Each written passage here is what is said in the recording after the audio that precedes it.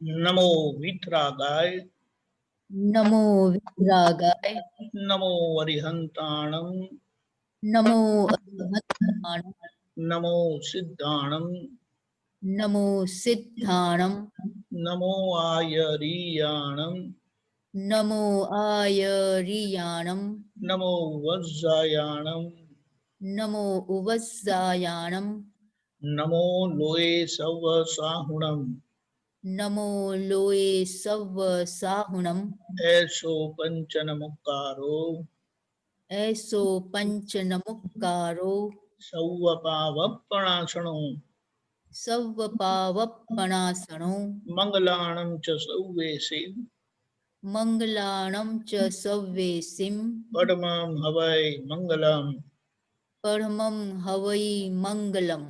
ओम नमो भगवते वासुदेवाय ओम नमो भगवते वासुदेवाय ओम नमः शिवाय ओम नमः शिवाय। जय सच्चिदानंद। जय सच्चिदानंद।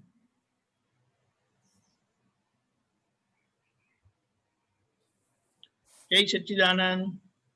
या जय सच्चिदानंद बोलूं? Yes please. जो आज समय जो फाइल नंबर 1 के साथ संभाव्य निकाल करने की बात हो रही थी निमेश भाई के सत्संग में, तो वो थोड़ा हमको डिटेल में समझना है। और वो कौन कर रहा है फाइल 1 का संभाव्य निकाल? पहली बात जी, फाइल किसे कहा वो भी समझना जरूरी है। ओके जी। आप कौन है? हम्म, तो ये सारी जो प्रकृति है उसमें 3 में वो बांटा गया है। जी, जो बाहर का है डॉक्टर मन वचन काया बुद्धि चित्त अहंकार अंतस्करण पूरा सारा कार्यकरण भी भी ओके। वो सारा व्यवस्थित के हाथ में है। तो जो व्यवस्थित के हाथ में है वो एक है। हाँ, वो क्या है? वो फाइल 1 है। अभी मैंने वो कहा नहीं है। ओके, सॉरी सॉरी जी। फिर जो मूल शुद्धात्मा है तत्व स्वरूप वो है। और तीसरा है वो बीच वाला है जी। अभी ये दोनों अपनी जगह पर वितराग है जी। लेकिन ये बीच वाला है ना वह राग द्वेष वाला है जी। अभी ज्ञान उसको मिलता है जो मैं करके जीता है हम करके जी। अभी उसमें जो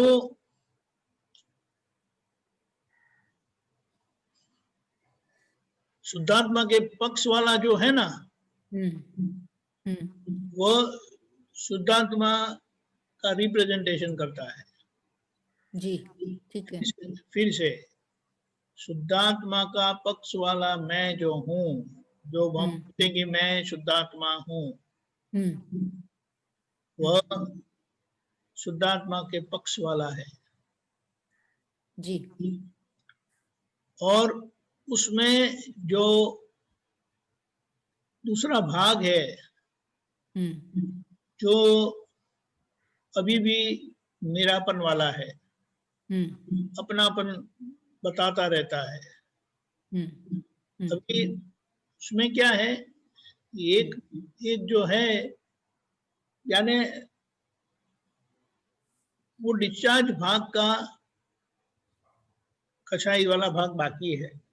हाँ ठीक है। तो वो यानी वो अहंकार में कमी है। अभी ये जो अहंकार यानी डिस्चार्ज अहंकार है वो तो डिस्चार्ज अहंकार है ही जी।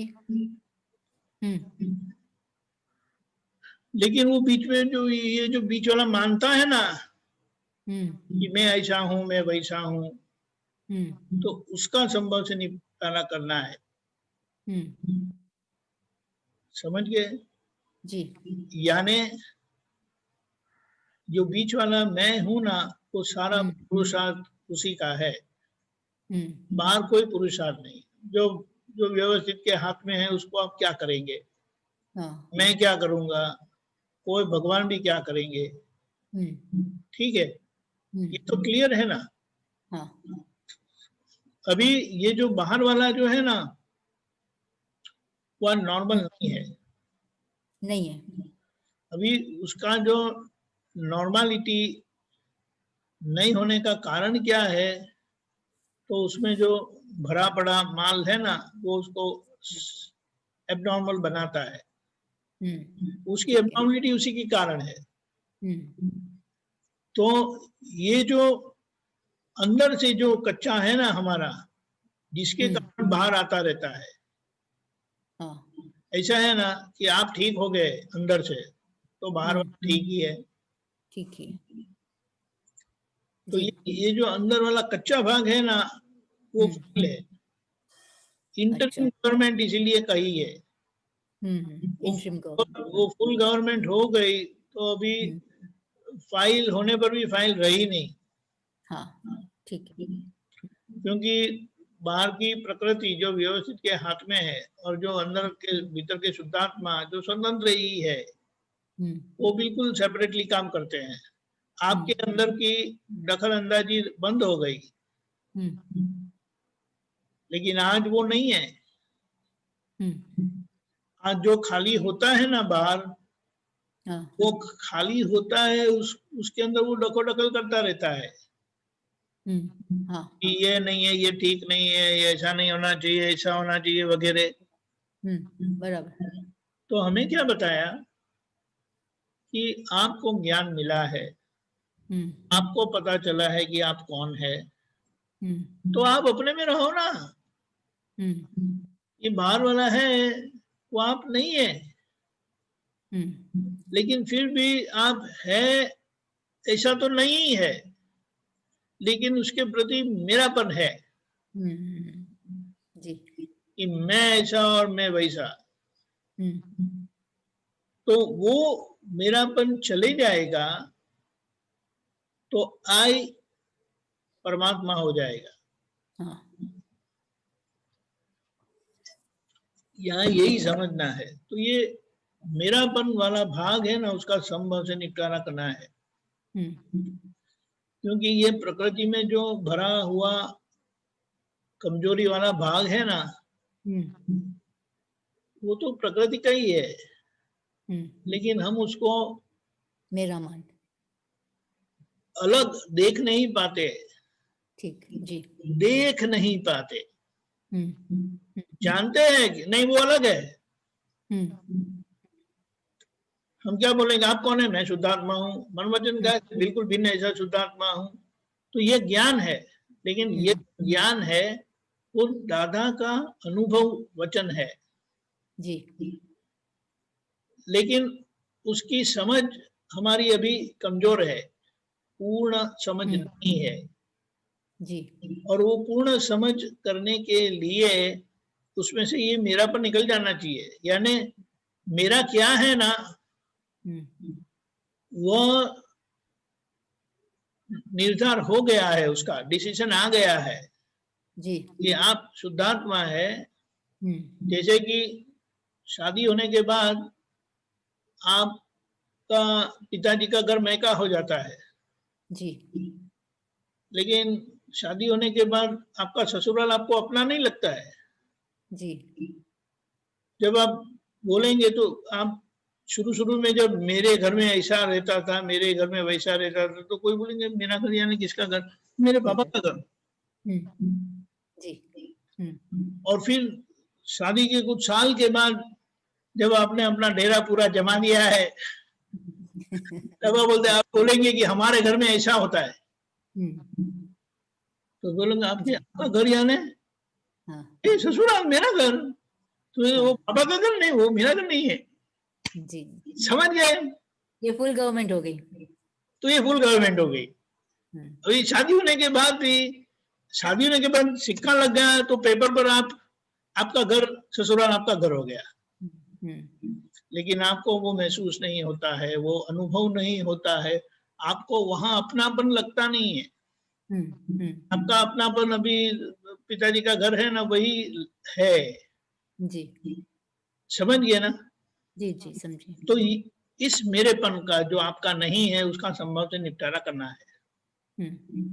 और उसको मैं शुद्धात्मा हूं के लक्ष्य से देखेंगे, समझेंगे, पहचानेंगे, तो आपको महसूस होगा कि मैं जब शुद्धात्मा हूं बोलता हूं, तो मेरा प्रकृति का भाग एक भी नहीं है।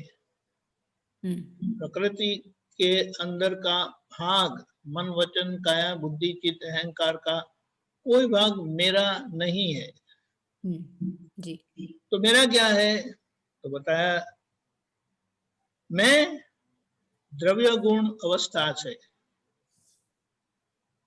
यानी शुद्धात्मा द्रव्य, शुद्धात्मा गुण और शुद्धात्मा की अवस्थाओं से मैं हूं और वो मेरा है।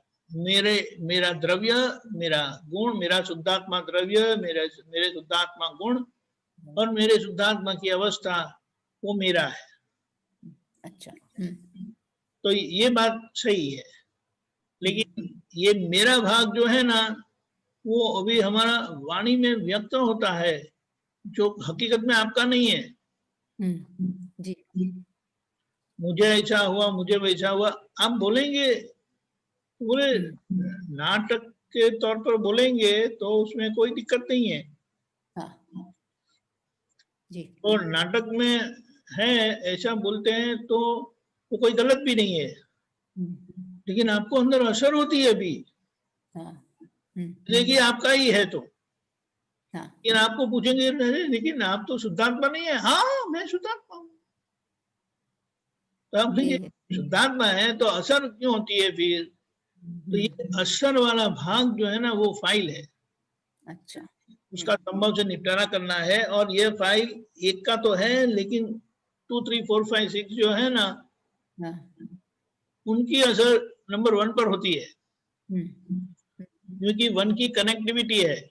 हाँ जी एक का ये जो एक वाला भाग है ना, वो बाहर वालों के प्रति उनको मेरापन रहता है। जैसे अभी कोई कोई है, इनको कुछ हो गया, तो वो बोलते हैं, अरे नीना जी जरा ये वसंत जी को कुछ हो गया, तो हम दौड़ के जाएंगे। नहीं है, ये हमारे वसंत भाई नहीं है, तो अच्छा कोई और है, हम अच्छा वापस चले आएंगे। वो कैसे पता चला? ठीक तरह से देखने पर पता चला कि वो वसंत जी नहीं है। फिर आपको याद आता है, अरे वसंत जी तो वहां नागोस में बैठे अभी, मैं कैसे भूल गई? आप समझे? जी जी जी तो एक समय तो आपको ऐसा ही हो जाता है कि वहां है, लेकिन नहीं वो आ भी सकते, लेकिन कैसे आए वगैरह। तो आप देखते हैं, जांच करते, फिर पता चला नहीं नहीं नहीं नहीं, ये तो नहीं, नहीं है वो। तो यहाँ पर जिस तरह से देख कर, पहचान कर आप पक्का कर लेते हैं कि ये वसंत जी नहीं है, ये कोई और है, उसी तरह से हमें ये सारे संयोग जो है, जो अपनापन करवाता है, जो अपनापन करवाता है, जो आपका नहीं है फिर भी अपनापन करवाता है, जो नीना बहन का है, और नीना बहन का कोई गुण आपका नहीं है ना। नीना बहन द्रव्य आपका है, यानी नीना बहन जिस उद्गल द्रव्य से बने हैं वो आपका नहीं है, वो आप नहीं है। नीना बहन के उद्गल के गुण वो आपके नहीं है, और नीना बहन के उद्गल के गुणों की अवस्था वो भी आपकी नहीं है। इसीलिए हमें एक प्रकार से रटने को कहा, लेकिन ये केवल रटना नहीं है, एक चिंतन है, चिंतना है, चिंतन करते हैं हम। तो चिंतन करते करते हमें समझ में आता है, पहचानने में आता है कि ये भाग मेरा नहीं है। तो जो आप मेरा करके कहते हैं, वो आपको अनुभव होता है कि वो मेरा नहीं है। फिर ये कोई भी परिस्थिति में आपको मेरापन होता नहीं है, तो उसका मतलब क्या हो गया कि आप जो है वो तो आपको पता है, लेकिन अब आपको ये पर के प्रति मेरापन बंद हो गया, खत्म हो गया, निकल गया। तो आप ही रहे और आप हो गए। ये सिक्का लग गया कि आप शुद्धात्मा ही है जी। ये बात है। तो ये करने के लिए ये फाइल का संभव से निपटारा, क्योंकि आज ये मेरेपन का हिसाब जो है वो पूर्णतः निकल नहीं सकता, क्योंकि आज मेरा नहीं बोलने पर भी वो मेरापन जाता नहीं है आपका। जी। आप बोलेंगे ना वो मेरा नहीं है, लेकिन आपका व्यवहार वो कच्चा रह ही जाएगा, क्योंकि आज मन वाणी का है कि एकता ना होने के कारण आपका निश्चय परिणाम नहीं देता। अच्छा। निश्चय करते भी है, मूल निश्चय होने के बाद व्यवहार के पक्ष का जो निश्चय है, जो व्यवहार में प्रदर्शित होना चाहिए, तो वो होता नहीं है। वो क्यों नहीं होता है? बोले वो मन वाणी का है कि आज एकता ना होने के कारण आपका वो निश्चय होने पर भी वो परिणाम नहीं दिखाई देता। जी। तो इसीलिए वो कारण स्वरूप काम करता है। अच्छा।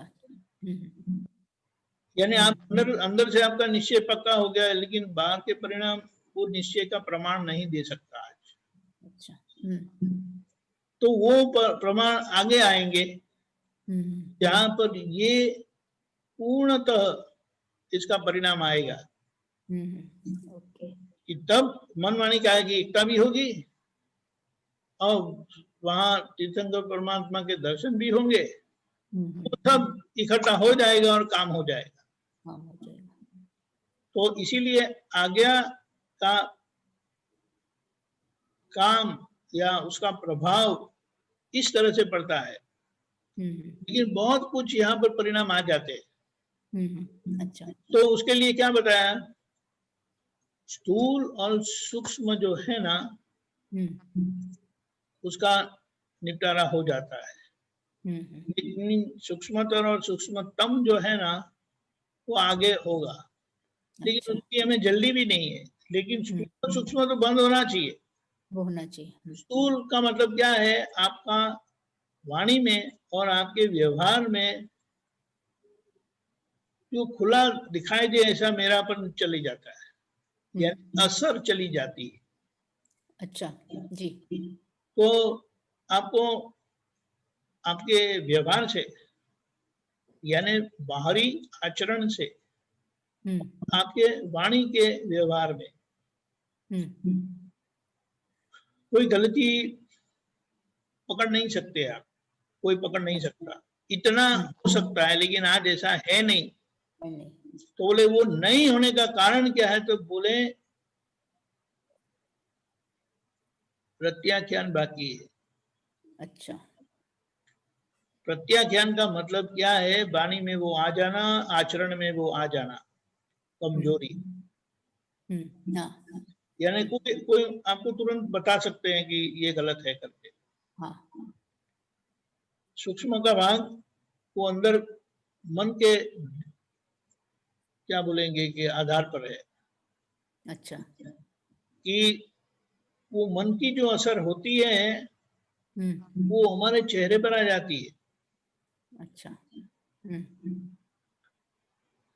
तो वो असर भी निकल जानी चाहिए, वो निकल सकती है ये जन्म में।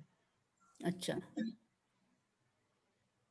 यानी मन से हम मुक्त हो सकते हैं, मुक्त किया है, लेकिन अभी ये जो अभाव भाव है ना हमारे, वो अंदर काम करते रहते हैं। यानी हमारा अभाव किसी न किसी तरह वो प्रकट होता है, हो जाता है।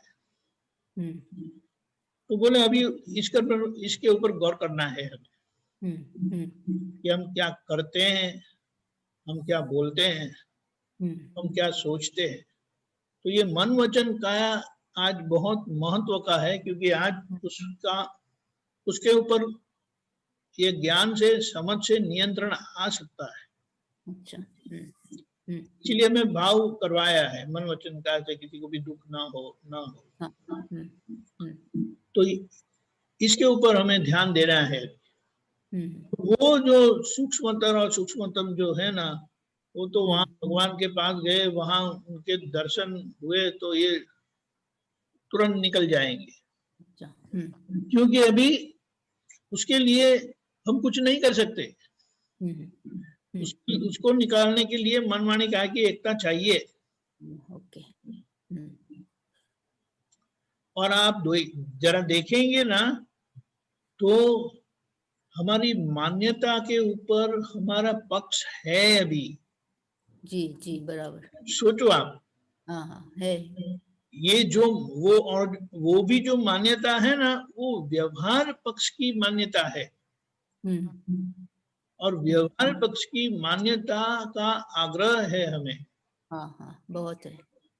और उसके कारण ये सूक्ष्म वाला भाग जो है, मन के सूक्ष्म संयोग, तो वो वहां एक प्रकार सा अभाव रह जाता है। अच्छा। तो उसके ऊपर हम गौर कर सकते हैं। अच्छा। यानी उसका निपटारा हम कर सकते हैं, लेकिन उसका पक्ष होने के कारण हम उसका प्रतिक्रमण करेंगे, लेकिन वो पक्ष को साइड में रखकर प्रतिक्रमण करेंगे। इसलिए वो पक्ष निकलता नहीं है, पक्ष काम करता ही रहता है।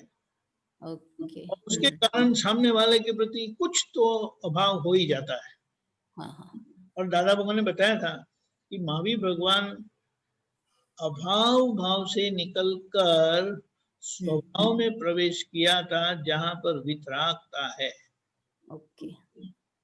इसीलिए कहा कि आज्ञा धर्म से, आज्ञा के पालन से हम उसका कारण सेवन कर रहे हैं। ओके। तो वो कारण सेवन करने से उसका परिणाम आएगा। ओके। और आज ये प्रतिक्रमण प्रत्याख्यान इस तरह से रहे, क्योंकि सूक्ष्म और सूक्ष्मतम और सूक्ष्मतर, यानी सूक्ष्मतर और सूक्ष्मतम दोष बोले क्या है पता है? नहीं, बोलिए। वो देखने से जाते हैं। अच्छा, ठीक है। यानी हमारी दृष्टि इतनी निर्मल हो जाती है। हाँ।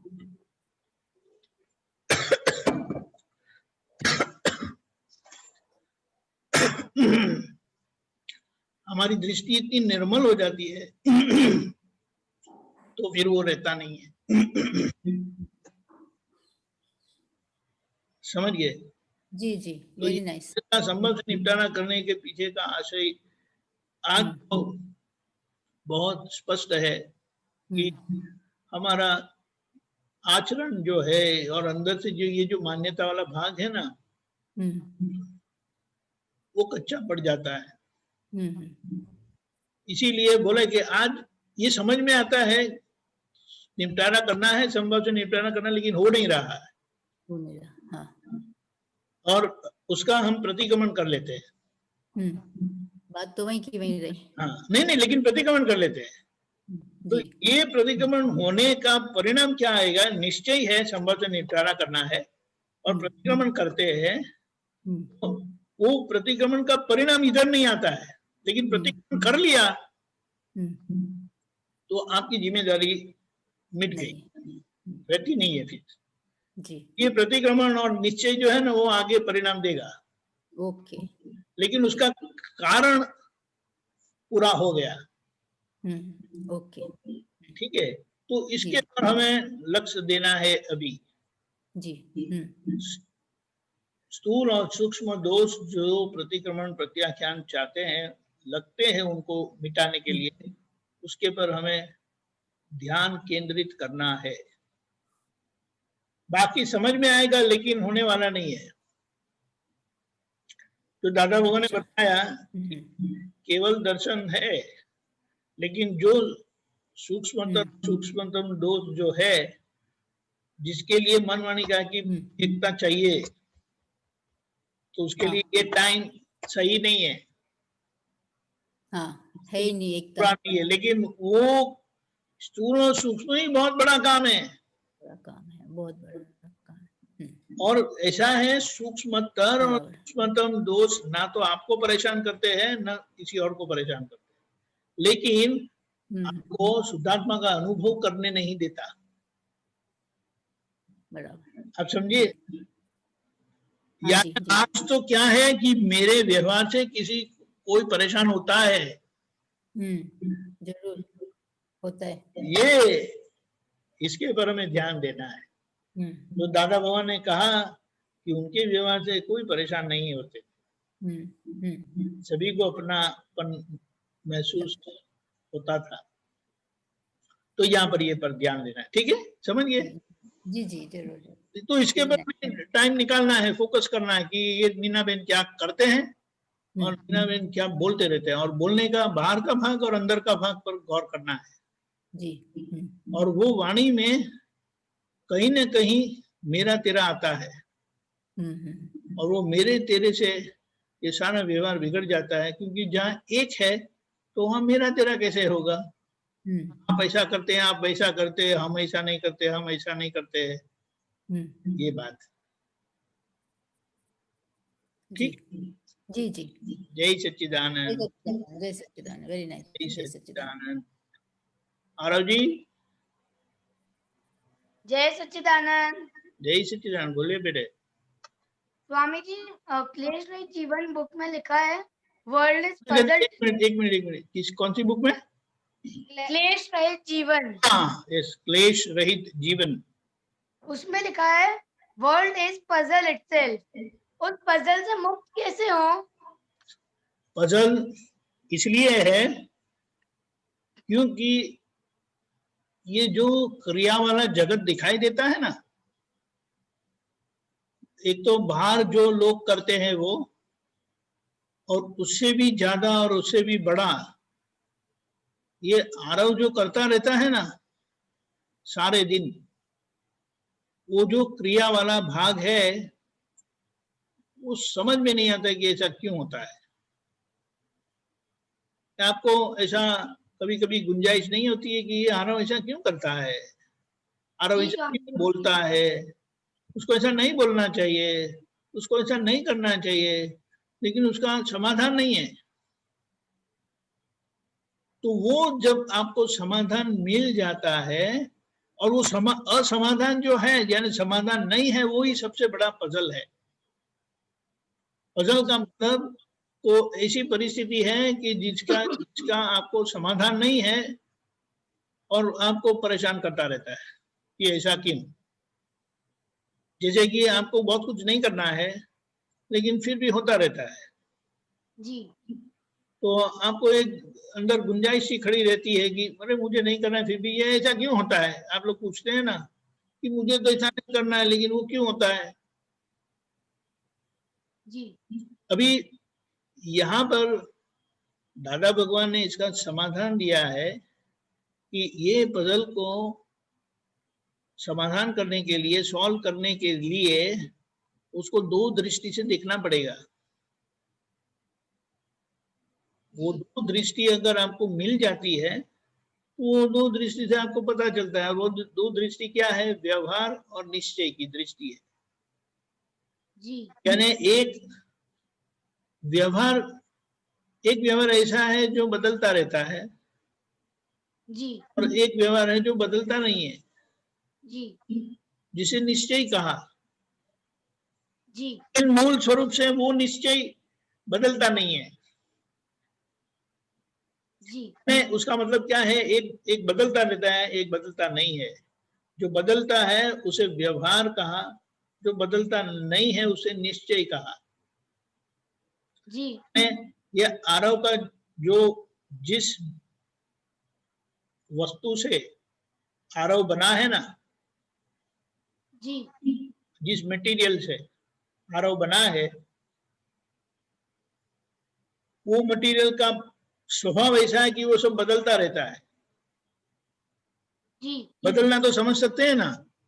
जी हाँ, तो और वो क्रिया करता रहता है। जी और अंदर एक भाग है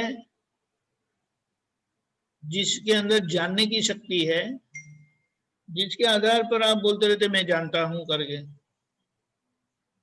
आप जी जो बोलते हैं ना कि मैं जानता हूं, मेरी समझ में आता है, मैं समझता हूं, वो जी समझना और जानने का जो गुण है ना, वो आत्मा के पक्ष का है, आत्मा के कारण है, उसका कारण आत्मा है। आप समझे? और जी क्रिया वाला भाग है ना, वो आरव का है। जी तो जैसे आरव यानी ये जो आरव मन वचन काया का जो वो गठरी है ना, मन वचन काया की गठरी जो जिसे आरव बना है, उसके अंदर क्रिया ही है। क्रिया क्रिया तो समझ सकते हैं, उसमें जानने की शक्ति नहीं है। जी और जानने वाला है अंदर, वो आत्मा है, उसके कारण जानने की शक्ति है। लेकिन ये जो इसके बीच में जो मैं करके आ जाता है ना, मैं जी मैं करके आप बोलते हैं, लेकिन अब आप ऐसा बोलेंगे कि मैं तो आरव हूं। जी अगर आप आरव है तो आपकी क्रिया केवल क्रिया वाला भाग ही आरव है ना। जी आप बोल सकते हैं कि मैं जानता हूं, आपको बोलना चाहिए कि मैं जानता हूं करके।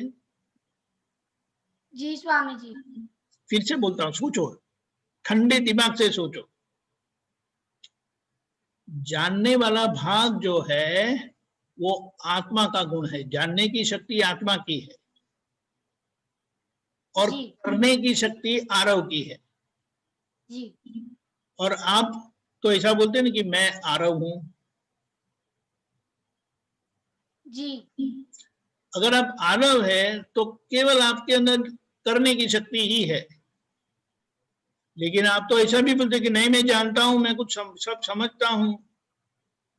वो समझने का भाग और जानने का भाग जो है वो तो आत्मा का है। जी समझ में आया? जी यानी अन्वी, आपकी दीदी का नाम क्या है? जी अन्वी। हाँ, तो जब आप आपकी चीजों के बारे में मेरा बोलेंगे तो ठीक है ना। नहीं। अरे आपकी चीज जो है उसके बारे में आप मेरा करके बोलेंगे, उसका अधिकार बताएंगे तो वो सही है ना। जी स्वामी जी, अधिकार बताना सही है।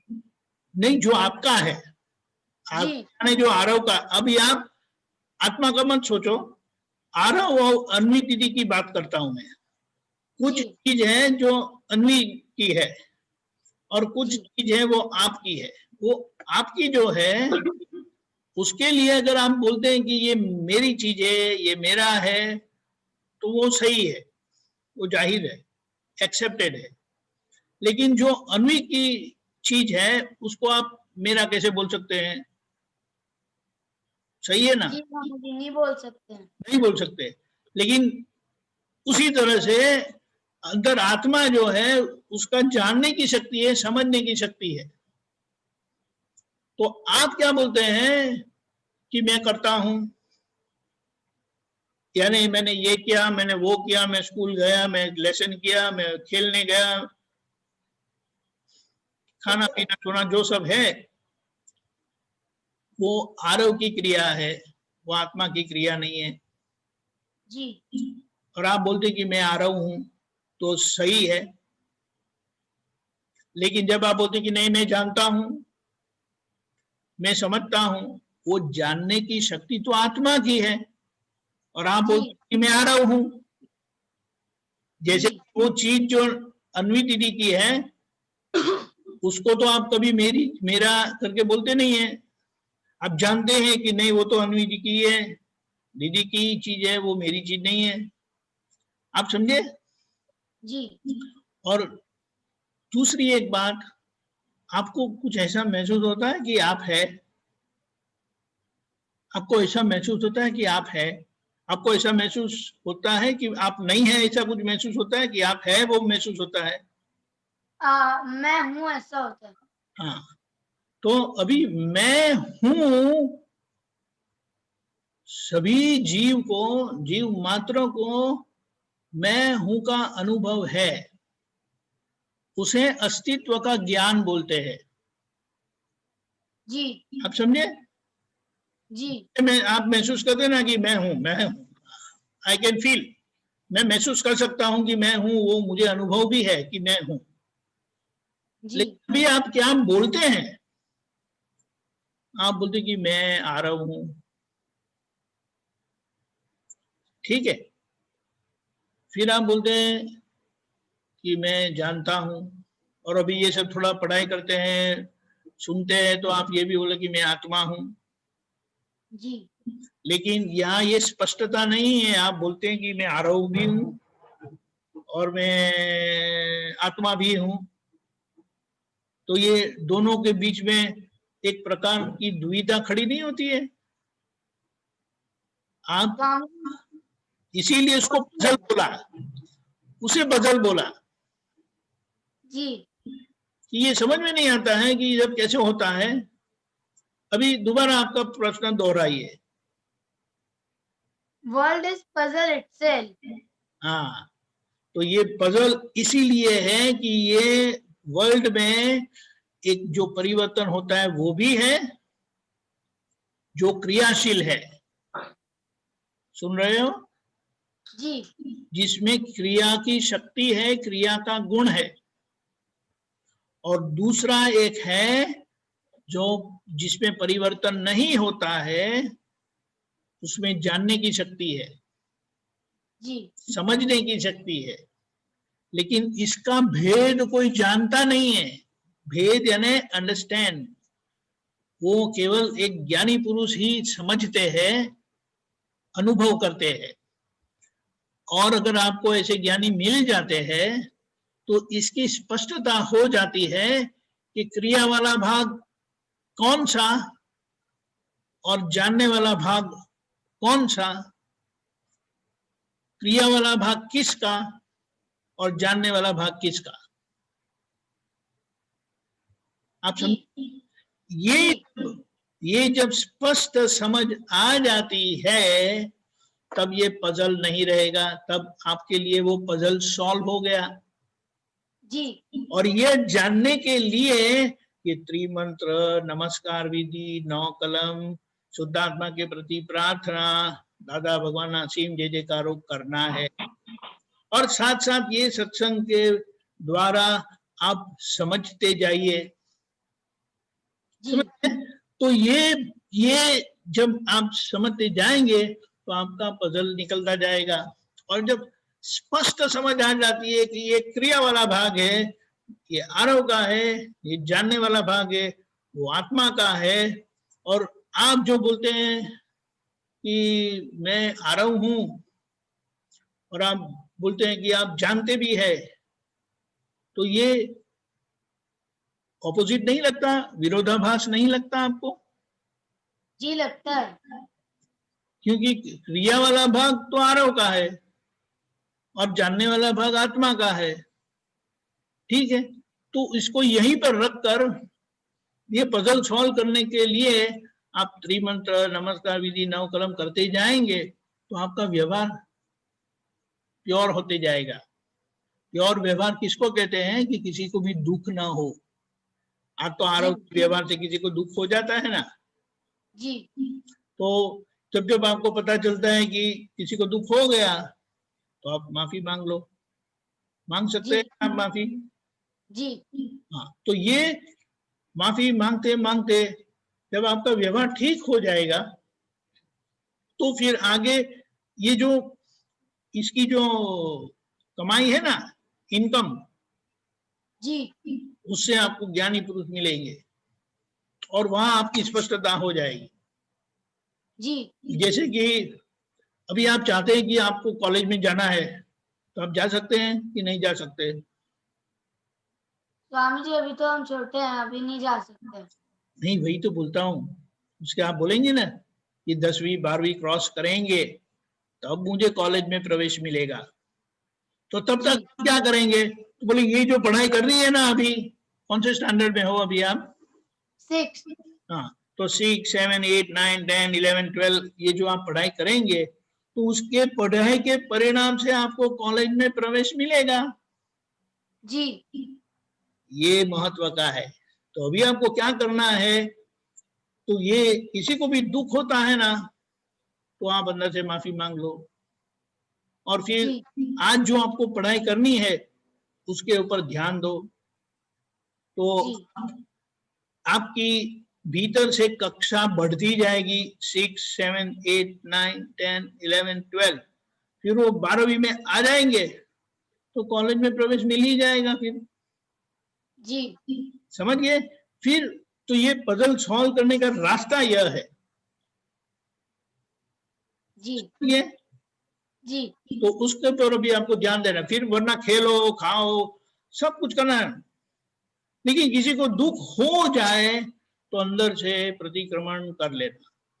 अगर बाहर से हो सके तो बाहर से भी सॉरी कह देना। जी. तो इस तरह से आपको होगा। समझ गए अभी? जी. और कच्चा नहीं पढ़ना कभी। जी. गलतियां तो होती है लेकिन माफी मांगने का कच्चापन नहीं रखना। जी. वो अच्छा कपड़ा धोएंगे तो कोई दाग रहेगा नहीं। जी. ऐसा है। तो आपको बहुत सारा आशीर्वाद। हाँ, वेरी गुड। जय सच्चिदानंद। स्वामी जी, मेरा एक और क्वेश्चन है। हाँ, बोलिए। स्वामी जी, कोट है, सुखी होना है तो इस जगत में किसी का भी नाम लेने जैसा नहीं। ऐसा है ना, एक अहंकार ऐसा हो जाता है, और वो अहंकार क्या है कि कोई मेरा नाम लेने का नहीं। मेरा अगर नाम लिया तो मैं उसके धज्जियां उड़ा दूंगा। जी. मेरा नाम लेने का कारण क्या बना? What is the reason? आपने मेरा नाम क्यों लिया? आप समझे? जी. तो ऐसा है, अगर किसी ने कहा आ रहा हूं, तो आपको अंदर को अरे किसने मेरा नाम लिया, मैंने क्या गलती की है, इधर आओ, एक ऐसा महसूस नहीं करते? जी. तो एक अहंकार ऐसा हो जाता है जिसको मैड अहंकार बोलते हैं, पागल सा अहंकार। और ये अहंकार के प्रति का जो पागलपन है ना, वो सभी के अंदर होता ही है। जी.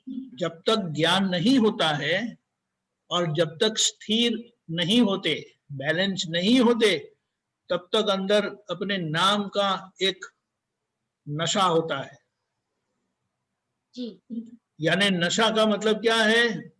मैं कुछ हूं, मैं कुछ जानता हूं, मैं कुछ समझता हूं, मैं शक्तिशाली हूं, मैं कच्चा नहीं हूं। आप कच्चे हो कि पक्के हो? स्वामी जी, अगर ऐसे देखा जाए तो मन वचन काया से तो कच्चे हैं, क्योंकि दूसरों को दुख हो जाता है। हाँ, लेकिन बेटे ये तो क्या है, आपको इतना सारा सत्संग वगैरह मिला है ना, इसीलिए आप कितनी स्पष्टता से बोल सकते हो कि अभी तो मेरे मन वचन का इतने कच्चे हैं, लोगों को दुख हो जाता है, तो मैं कैसे पक्का हूँ। लेकिन ये जो जिनको ऐसा सत्संग नहीं मिला है, वो तो अपने आप को क्या क्या कुछ समझ लेते हैं। जी. जैसे कि कोई भी अगर बाहर के कोई बच्चे हैं ना, उनको खाली समझने के लिए आप बोलना, आपके कोई फ्रेंड है ना, उसको बोलो, अरे यार आप पक्के हैं कि कच्चे हैं? ये मैं पक्का हूं, कच्चा बच्चा नहीं हूं, तो आपको तुरंत पता चल जाएगा। जी. फिर तो ऐसा 2-3 लोगों को पूछो, छोटे हैं बड़ों को भी धीमे से पूछो, एक प्रश्न करूं मैं, बोलो आप कच्चे हैं कि पक्के हैं? मैं बिल्कुल पक्का हूं। क्यों कच्चा हूं मैं? तो आपको पता चल जाएगा ये क्या बात है, सब लोग ऐसा ही मानते कि मैं पक्का हूं। जैसे छोटे बच्चे होते हैं ना, अरिष्ट से भी छोटे, उनको आप कहेंगे ना, ये बच्चे आप सियाने हैं कि पागल है? मैं सियाना हूं, देखना बोलेंगे ही। तो ये क्या है, ये सभी में होता है। इसीलिए कहा किसी का नाम नहीं लेना। जी किसी का नाम लेंगे ना तो आपको जवाब देना पड़ेगा, और वो आपके ऊपर गर्म भी हो सकते हैं, समझ गए। जी ये कहा कि किसी का भी नाम लेने जैसा नहीं है, जी यानी वो किसी को छेड़ते नहीं है हम। जी छेड़ते स्वामी जी। हाँ, तो इसका मतलब संक्षिप्त में उसका मतलब यह होता है कि किसी को छेड़ना नहीं, क्योंकि जी सब मानते हैं कि मैं कुछ हूं, मैं जी पक्का हूं, मैं ऐसा हूं, मैं वैसा हूं। अगर ऐसे लोगों को आप छेड़ेंगे तो आपको छोड़ेंगे। जी नहीं स्वामी जी। हाँ, तो ये हमें समझ लेना है कि किसी का नाम नहीं लेने का मतलब क्या है, हमें किसी को छेड़ना नहीं है। जी ऐसा ऐसा कभी आप अपनी दीदी को भी छेड़ के देखना, तो बराबर जी आपके पर गर्म होगी, तो ये जी पता नहीं चलता है। फिर आपसे वो छोटा अरिष्ट है ना, जी थोड़ा कभी अरिष्ट को भी थोड़ा छेड़ के देखना, तो तुरंत जी ऐसा करेगा, तो आपको पता जी चल जाता है कि नहीं नहीं नहीं नहीं, मेरी गलती हो गई, ऐसा नहीं। समझ गए, किसी को जी छेड़ना नहीं है। इसीलिए कहा ये जो पहली कलम है ना, हम किसी के भी अहंकार को हम दुख ना दे। पहली कलम क्या जी है बोलो, याद है? किसी भी हे दाता भगवान, मुझसे किसी भी हृदय जीवात्मा के अहम को तनिक भी ठेस ना पहुंचे, ना मैं ऐसा करने की किसी को प्रेरणा दूं, ना ही कर्ता को अनुमोदित करूं, ऐसे मुझे परम शक्ति दो। मुझसे किसी भी हृदय जीवात्मा के अहम को तनिक भी ठेस ना पहुंचे, ऐसी स्याद्वाद वाणी, स्याद्वाद वर्तन और स्याद्वाद मनन करने की परम शक्ति दो। Very good. तो यहाँ पर ये बात आती है कि किसी का नाम लेना, किसी को छेड़ना, वो उनके अहम को ठेस पहुंचती है। तो ये जब हम प्रार्थना करते हैं, ये कलम बोलते हैं, उसका आराधन करते हैं, तो फिर हम जो किसी को छेड़ते रहते हैं गलती से भी, वो बंद हो जाता है। जी यानी आप किसी का नाम लेंगे नहीं, जी यानी किसी को भी छेड़ेंगे नहीं, किसी को भी दुख नहीं देंगे। तो ये पहली कलम अगर आ गई तो दूसरी सब कलम अपने आप आ जाएगी। जी समझ गए? जी यही सच्चिदानंद, वेरी गुड। बहुत अच्छा स्वामी जी, जय सच्चिदानंद, आपका आशीर्वाद सदा बना रहे। बिल्कुल बिल्कुल, बहुत अच्छे, ऐसे ही प्रगति करते रहो। हाँ, जय सच्चिदानंद। डॉक्टर कश्यप जी। जी जय सच्चिदानंद। जय सच्चिदानंद। हाँ जी, मुझे ये इसमें दो चीज पूछना है।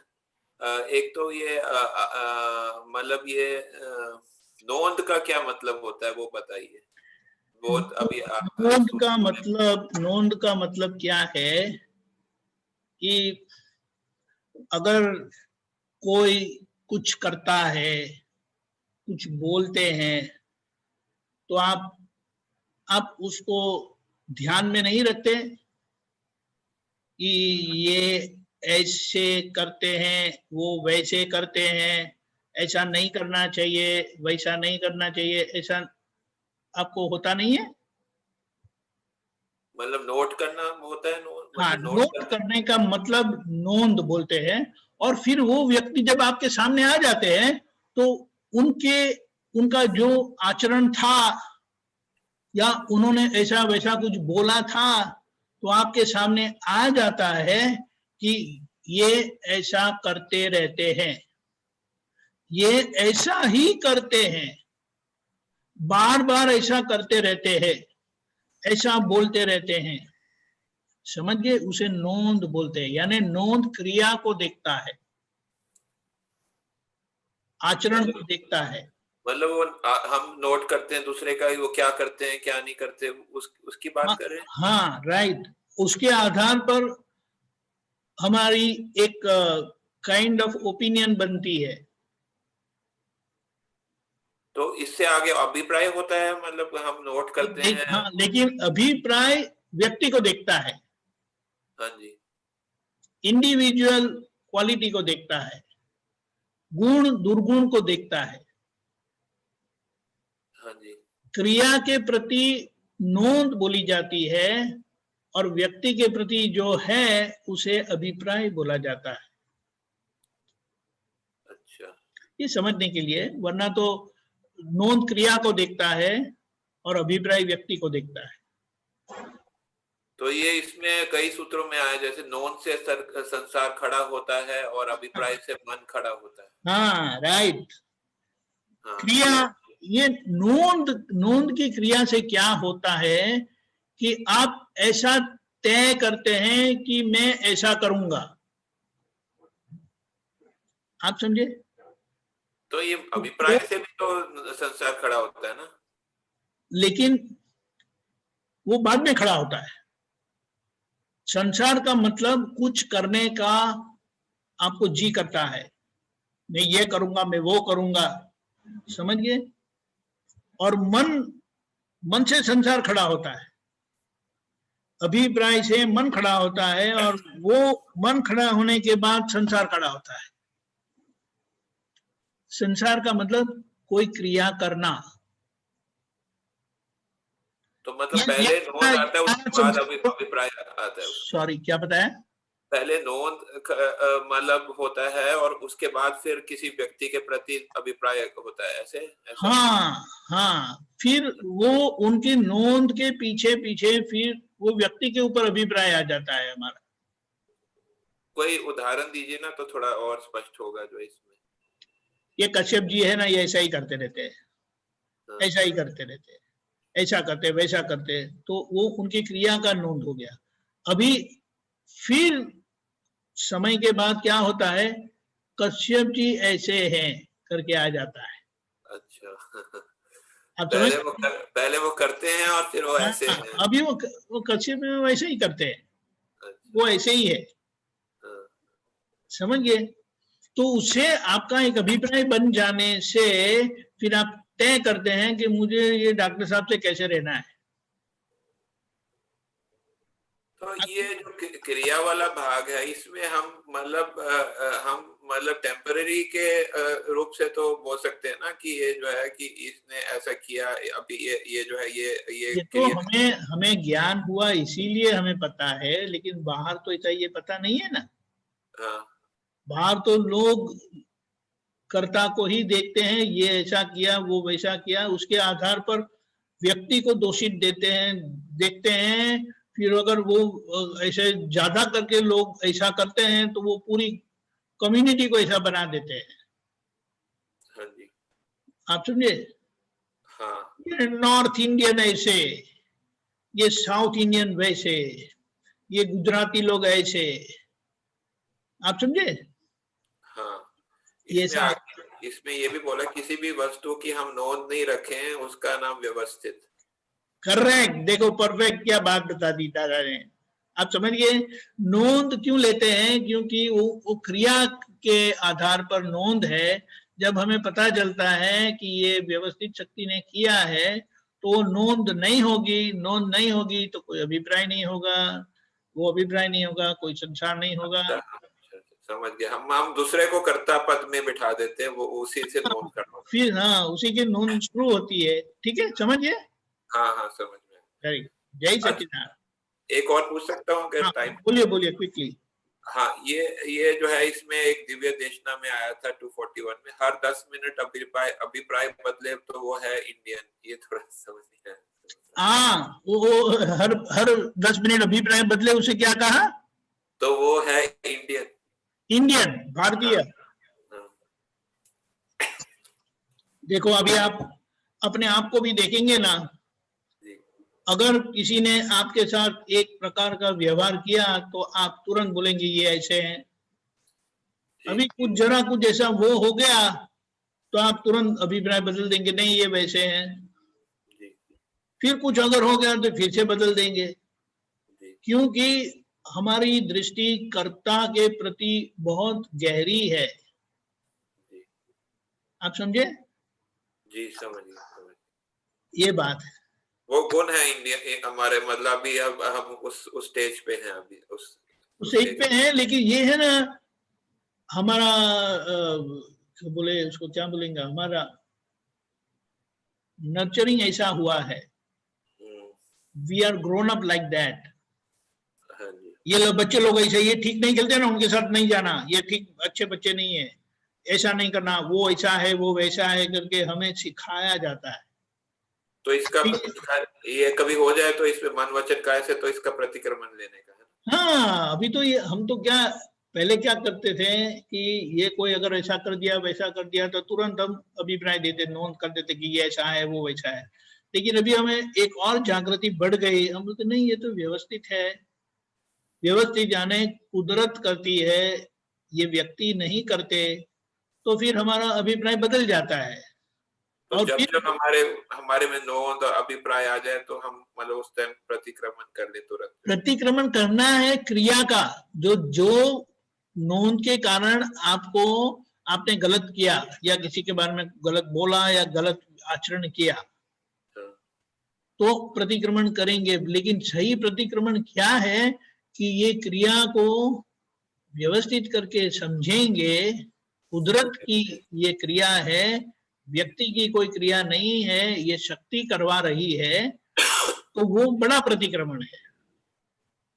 आप समझे, समझ सही करना वो सूक्ष्म प्रतिक्रमण है, और समझ न होने या गलत समझ होने के कारण जो हमारा आचरण या वाणी बिगड़ती है तो उसके लिए वो प्रतिक्रमण करना है।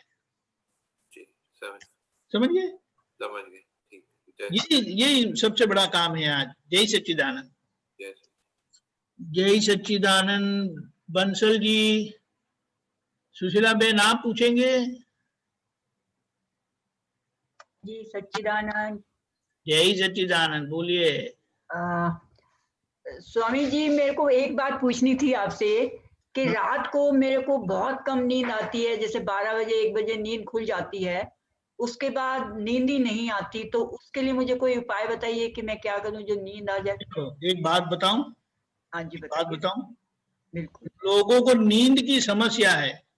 मैं जितना भी सोता हूं ना तो मुझे ऐसा ही महसूस होता है कि अरे बहुत सो गया, इतना नहीं सोना चाहिए, ये जीवन सोने के लिए नहीं है, अब दादा मिले तो क्या सोना।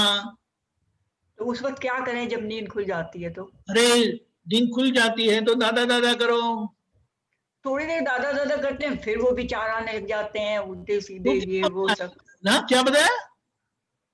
फिर कुछ ना कुछ विचार उल्टे सीधे, कभी किसी का कुछ, कभी कुछ। तो क्या होता है, वो किसी और को आ रहा है तो आपको ऐसा सोचना चाहिए, अरे वो कोई सुशीला बहन है ना, वो ऐसे टेढ़े मेढ़े विचार आते हैं, मुझे क्या।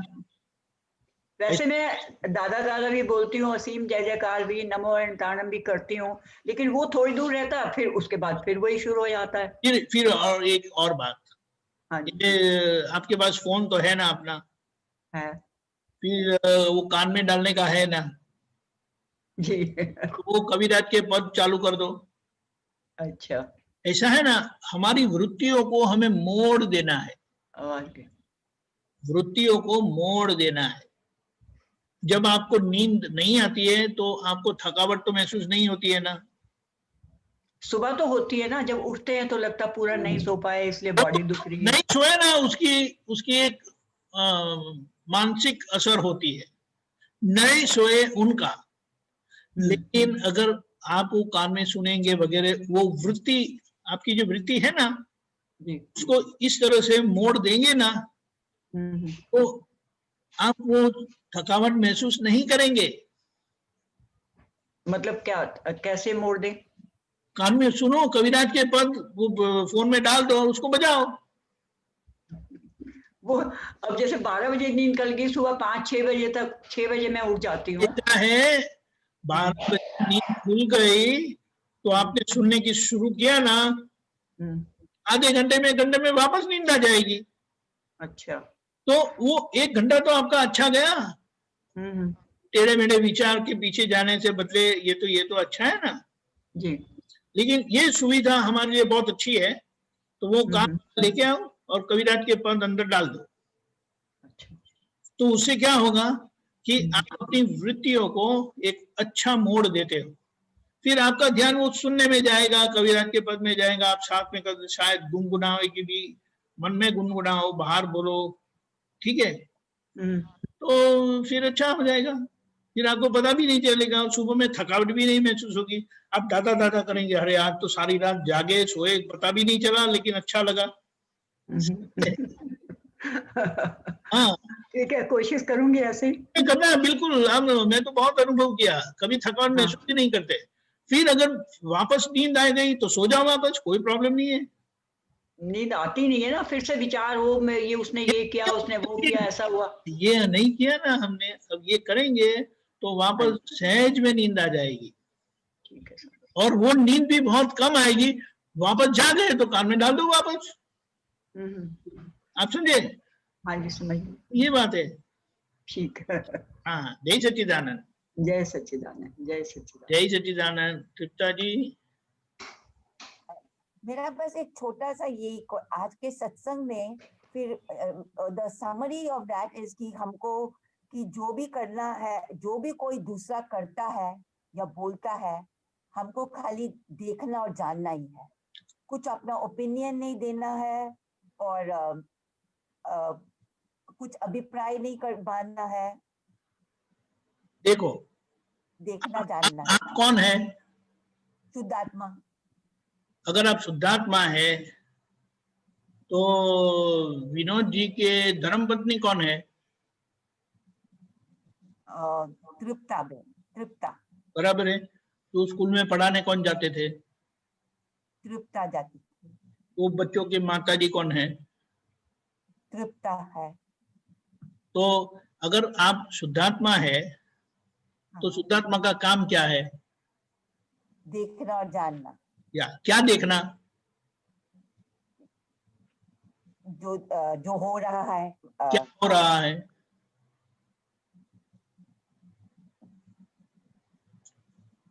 अरे तृप्ताबेन जो करती है वो देखना। वो देखना है। वो तृप्ताबेन के साथ विनोद जी क्या करते हैं उनको देखना है। वो बोलते हैं, डांटते हैं, ये लाओ वो लाओ बोलते हैं, तो वो करना है। और व्यवहार दृष्टि से कि आगे हमें क्या बताती है कि व्यवहार दृष्टि से आप तृप्ता जी है, तो व्यवहार दृष्टि से जब विनोद जी होते हैं तो आप उनके धर्म पत्नी है। तो व्यवहार दृष्टि का आपको एक जिम्मेदारी है, बड़े अच्छे आदरणीय आज्ञाकारी धर्म पत्नी होना चाहिए कि नहीं? हाँ जी। वो वे तो है तो पतिदेव ही। आप तो कभी पतिदेव होने वाले नहीं है। हाँ जी। आप तो धर्म पत्नी ही रहेंगे और आपको अपने धर्म में रहना है, तो वो आपकी जिम्मेदारी है। व्यवहार दृष्टि से आप धर्म पत्नी है। निश्चित दृष्टि से आपको देखना है कि तृप्ता बहन अपनी व्यवहार दृष्टि की जो आज्ञा है, जिसमें आज उनको धर्म पत्नी का किरदार निभाना है, वो ठीक तरह से करते हैं या नहीं। समझिए? हाँ। फिर वो अगर विनोद जी कुछ भी करते हैं तो उनको बता देना है, तृप्ता जी को व्यवस्थित नहीं किया, साफ नहीं करते। लेकिन इतने सालों से वो वैसे ही करते रहते। नहीं, वो व्यक्ति उन्होंने नहीं किया, व्यवस्थित शक्ति ने किया, और उसमें हिसाब आपका है। क्योंकि उनको तो कुछ नहीं होता है, वो तो बोल के सो जाते हैं और आप परेशान होते रहते हैं। ठीक है, तो भुगतान किसको हुआ? तृप्ता जी को हुआ, तो बोलो ये आपकी गलती है। तो ये देखते रहना और समझते रहना कि आप कौन है और किसको ये हुआ, और बाहर व्यवस्थित करता है वो सब देखना, वो आपका काम है। और जहां तृप्ता जी को समझ में नहीं आता है, वो परेशान होते, तो उनको समझाओ। लेकिन विनोद जी को समझाना नहीं है कभी, क्योंकि वो आपके महादेव है। महादेव को कुछ समझाना नहीं होता है, वो सब समझ के आए हैं। वो आपकी जिम्मेदारी नहीं है। समझ गए?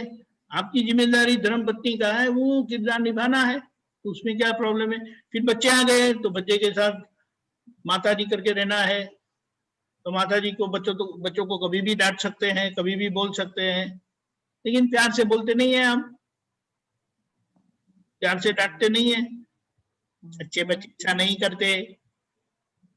आप अपने माँ के अच्छे बच्चे हो ना? बोले हाँ। तो वो लोग ऐसा नहीं करते हैं, तो ये ऐसा प्यार से बोलते हैं ना, तो उनको समझ में आ जाता है। राइट, मैं नहीं करूंगा। लेकिन अभी तो उनको भी बच्चे हो गए, बच्चों को भी बच्चे हो गए ना, हाँ जी। अभी आपके लिए तो वो बच्चे ही रहे ना, समझ गए। तो इस तरह से व्यवहार दृष्टि की जिम्मेदारी हमें शुद्धात्मा दृष्टि के साथ निभानी है। वो देखना है कि तृप्ता जी अपनी व्यवहार दृष्टि की जिम्मेदारी अच्छी ढंग से निभा रहे हैं कि नहीं, और जहां वो निभाने का चूक जाते हैं तो उनको बता दो ये ठीक नहीं हुआ, फिर वो सुधार लेंगे। बाहर किसी की गलती है ही नहीं, क्योंकि बाहर वाले जो कुछ करते हैं ना वो हमारा प्रतिबिंब है, हमारा रिफ्लेक्शन है। तो तृप्ता जी बोलेंगे अगर आप ठीक हो जाएंगे तो बाहर के सब ठीक ही है, आपके अंदर गलती है तो बाहर वाले गलती करेंगे, समझिए। ऐसा है, समझिए। जय सच्चिदानंद। हमारा समय हो चुका है, मैं त्रिमंत्र बोलता हूँ, आप पीछे बोलिएगा।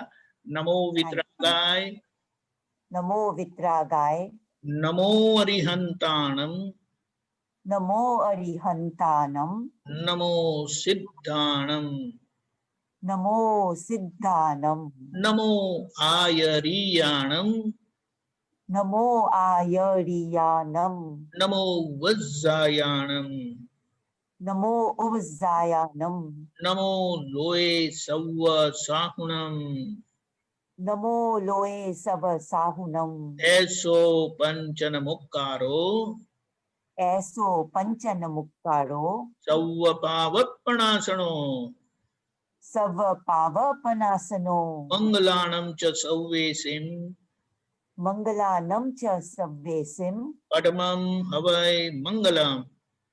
पद्मम हवै मंगलम। ओम नमो भगवते वासुदेवाय, ओम नमो भगवते वासुदेवाय, ओम नमः शिवाय। ओम नमः शिवाय। जय सच्चिदानंद, जय सच्चिदानंद। जय सच्चिदानंद।